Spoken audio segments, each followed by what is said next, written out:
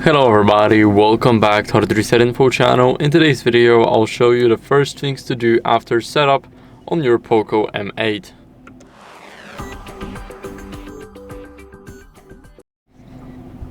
So first, what we want to do is we want to go over to the settings, and in those settings, we want to go over to Wi-Fi. So first, we're starting off with adding a connection to the internet. Here, all we have to do is wait for available networks to show up. Then choose your network and enter the password. So I'll see you guys in a second once I enter mine. Now we just click on connect, and as you guys can see, it should connect us if we provide the good password. After that, what you want to do is you want to add a Google account. So we're going to open up Play Store for it, and here click on sign in. Now wait for your phone to give you an option to enter the email, and it should take a couple of seconds. So here we enter our email,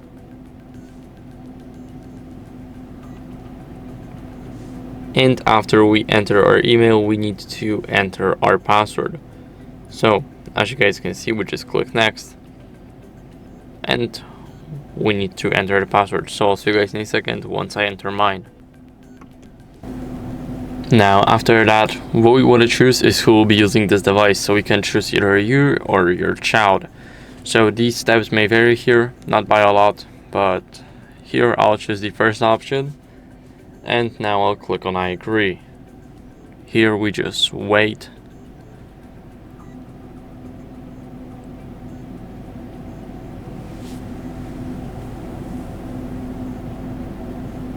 Here we definitely want to enable backup device data. So if we basically back up our data, we can restore it whenever we lose it. And now we can click get started, and I'll use the password here. So I'll get back to you in a second. Now after that, we want to go over and click on our avatar in the corner, and here we want to go to my apps and games.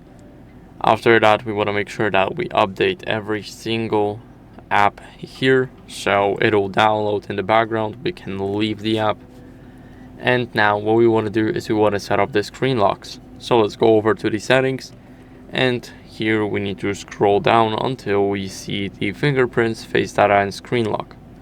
Here let's click on screen lock, and you can choose between pattern, pin, or a password.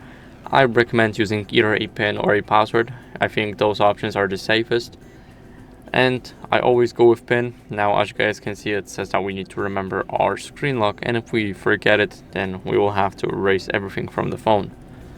So here we want to enter the password that has at least 4 digits to a maximum of 16 digits.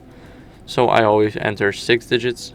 For the purpose of this video, I'll put 1 2 3 4 5 6 as my password, but make sure to not copy the same password that I have here, because it's very easy to guess, and everybody could just grab your phone, guess the password, and do anything with it.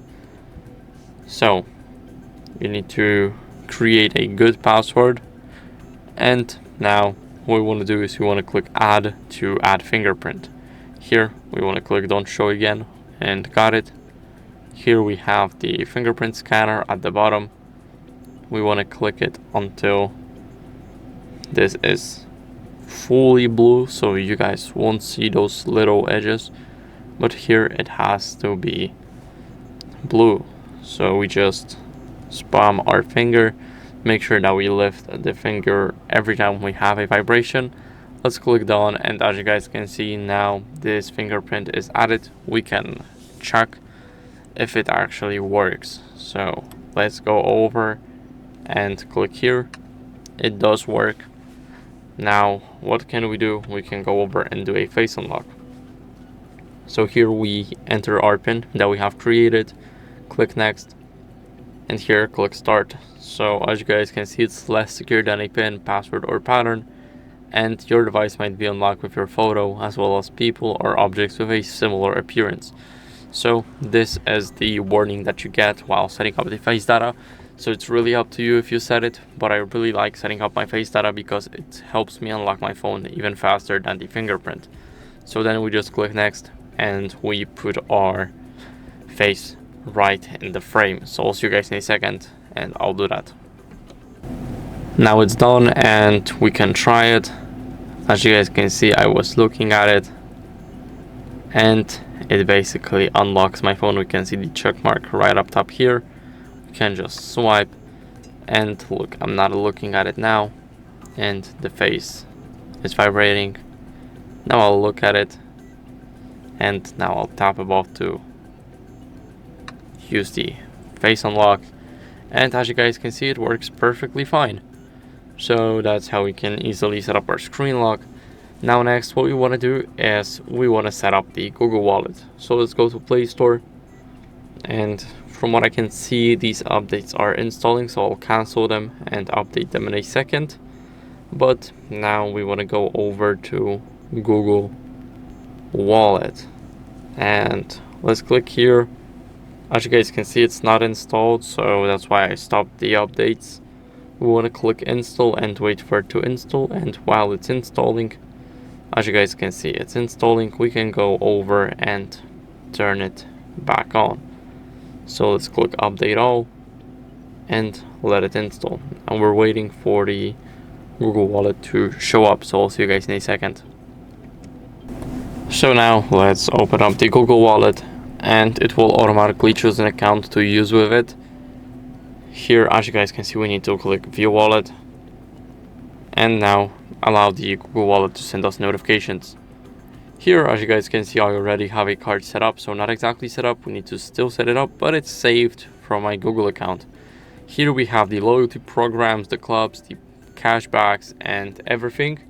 It's all dependent on the region, so for an example, if you don't have something right here that I do have, then I probably don't have something that you do. So do not mind this, just click on a plus right here, and if you want to add a payment card, you click the first option. Here we can click new credit or debit card and wait for it to load now. As you guys can see, we can enter the details or just click on this place right here and click scan card. So look, we can click here, click scan card for an example, and here we need to line it up with this frame right here and it will automatically read it. So here we can enter the card. For an example, we can enter the Visa card, and of course it's an invalid card number, I just made that up, but still, here you enter the card number, here you enter the expiration date and security code, which is on the back of the card. You just click save and continue and make sure that you provide your address right here, and then you should have your card. Here we can also add the transit passes, loyalty cards, gift cards, or even scan something from a photo like a barcode or a QR code. So you have a lot of options here, and now after you add your card, you are set up to pay with your device.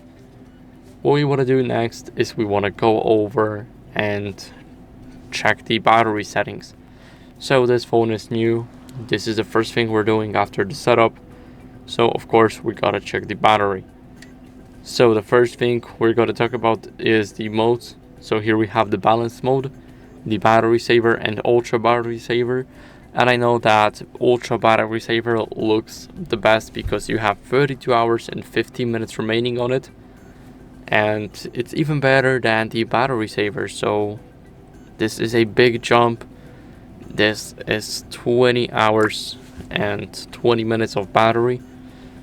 So this is basically limited to 6 apps at max, and we do not count games in here.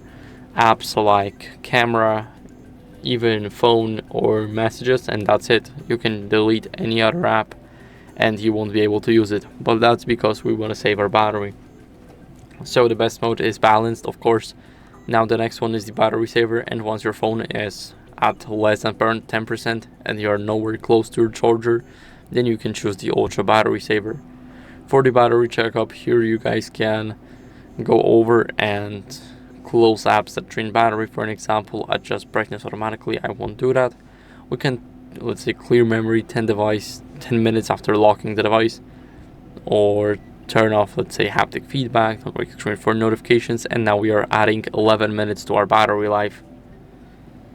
Here we have charging options. Now here we choose the wired charging mode, so we can select standard or speed up. Speed up is basically fast charging, and our device can easily heat up or overheat while charging faster, especially if you're using your phone while charging it with the speed up option.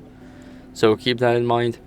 And here in the battery protection, we have battery health, cycles, first use, and charging protection. So the info is pretty normal. Battery health, how much percent of our battery is in our phone. So if it drops to 80%, then even if we charge to 100 right here, we will see 100, then only 80 is really here. Now cycles is a full 100% of battery wear. So we used 100% of battery, we charged the 100%, and it already counts as a cycle. Now first use, pretty self-explanatory. And for charging protection, we can select charge fully, which is the worst option. Battery protection, that will protect your battery, so it will charge 80% and it will charge to 100 only when it's scheduled.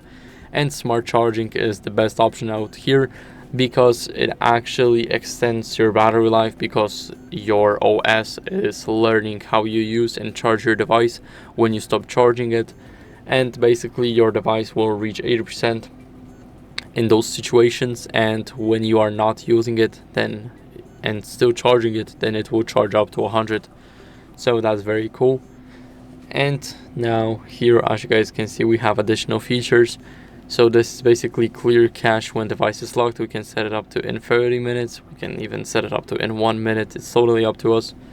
And make sure that you enable cold insurance mode, especially that it's winter right here, and it will limit the device's performance, but it will extend the battery life. Now for the schedule power on and off, this is also a cool feature because as you guys can see, our phone can turn off at 11:30 p.m. and power on at 7 a.m. so our phone is powered off for 7.5 hours.